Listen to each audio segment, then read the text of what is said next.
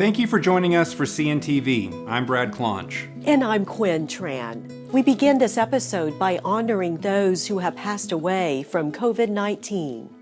We have all been affected, whether we have lost a friend, relative, or a colleague. The loss of a loved one is something you can never fully prepare for. This service is a tribute to the lives lost and a time to pray as a nation with the families and our colleagues. The Chickasaw Nation hosted a virtual memorial service to remember Chickasaw citizens and Chickasaw Nation employees lost to COVID-19 over the past year. The service included prayer, music, and words of comfort. Throughout the history of the Chickasaw Nation, in times of joy and in times of sorrow, our people have come together. We draw on the strength of our ancestors and of each other to face such devastating loss. Our hearts go out to everyone who has lost a loved one. Thank you to all who joined in this day of remembrance. We offer love and support to you, and we hope you find comfort in knowing you're not alone. The Chickasaw Nation is here for you, always. Grieving for loved ones have been interrupted because of the pandemic. Governor Anatubby says the virtual memorial ceremony allows us to come together. You may view the ceremony at the link on your screen. The Chickasaw Nation also has an online memorial wall to honor loved ones. You may continue to submit information, share names and photos of loved ones. Visit the tribe's website, chickasaw.net/COVID memorial.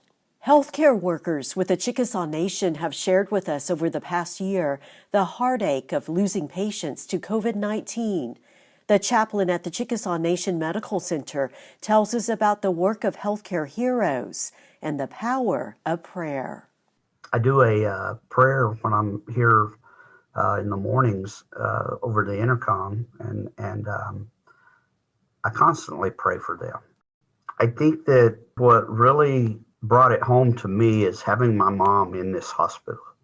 She had heart issues when I brought her in, but she was also positive for COVID. And she's been staying with me for a while. And so when the doctor told me she was positive, I said, well, I guess I need to go home. And she said, yeah. And so, we know the protocol. And so I went home, and I couldn't see my mom for 10 days. I was quarantined. But they looked out for her. They looked after her. And my mom made the comment over the phone that it's okay, son, everyone's taking good care of me. Going back to that community, not right off did they know that was my mom. I don't think that would have made a difference. They would have took care of her the same way they did when they knew that she was my mom. And that spoke volumes to me, because I've seen it, but then when you see it with a family member, it just encourages you that you're working in a good environment, in a good place with good people, that everybody here tries to care for one another just how you would a family. I am overly impressed with what they do. Chaplain Randy Wade grieves along with the families. He lost his mother a few months ago. Patients, their families, and employees at the Chickasaw Nation Medical Center are grateful for his daily morning prayers that come over the intercom. Everyone pauses for that moment of prayer for hope and healing. An update now to vaccinations. All Oklahomans aged 16 and older are eligible for the COVID-19 vaccine in the state of Oklahoma. The Chickasaw Nation is offering COVID-19 vaccines at no cost to all area residents. There are no tribal citizenship, employee, or state residency requirements. The Chickasaw Nation is offering vaccines at health clinics in Ardmore, Purcell, and Tishomingo, and at the Ada Emergency Operations Facility. Chickasaw Nation health officials say that facility in Ada can vaccinate as many as 4,500 people daily. The drive-through vaccination process is convenient. There is no charge for the vaccine. You do need to register and schedule for an appointment. People are coming from near and far to receive their shot. A Chickasaw citizen recently spoke with us about his trip to get the vaccine. It's a journey that took more than 1,000 miles with snow and ice. My wife and I drove from Phoenix, Arizona, along with our two puppies in the car. In Arizona, there wasn't really any prospect of getting a vaccine for COVID on the horizon.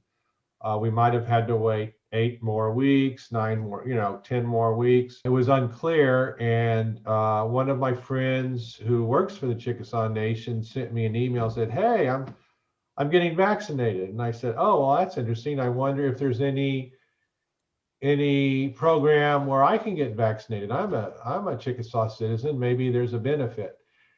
And he said, "Well, hey, check out this website." So I clicked on the link and I read the specifications and I filled out the form, and they said, "Oh yeah, okay, you can get a vaccination tomorrow." And this was on a Monday morning. So I said, "Oh, well, this is a no-brainer. I'm going to go to Oklahoma. Maybe I can visit my family there." And we got an appointment for 3 days later. You have quite a story to tell about your Yes. journey to get vaccinated. You've got some storms and all kinds of weather happening when you were coming this way. On the way there, it was already so snowing and icy that Brian said, "You better avoid I-40. You better avoid the interstates because they're elevated and they ice up and it's going to be very dangerous." And the visibility was very low. So when we were in Amarillo, we decided to go on some highways that very few people normally travel on. When you mentioned Brian, you're speaking about Brian Brazier with Brazier, yeah. KCNP Radio. So you followed the radio broadcasts? Go on this road, don't go on that road. And he pretty much flew us in like we're an airplane landing in a fog. And we wouldn't have been able to do it without him. I never would have driven in those conditions, except it was a balancing act. We had this opportunity to get this potentially life-saving vaccine, and we wanted to take advantage of it. And it was about the most organized thing I've ever seen. We were greeted, went through the process, we got vaccinated, everything was on the computer, there were medical people supervising everything. And I just felt elated and grateful and very proud to have received this benefit and to be a Chickasaw citizen. And it was, and being in Arizona, I don't get to take advantage of things quite as much. So it was a really great thing. Now, we would have visited with my family, except there was this giant polar mass that was starting to move south, and it was scheduled to hit, the next day.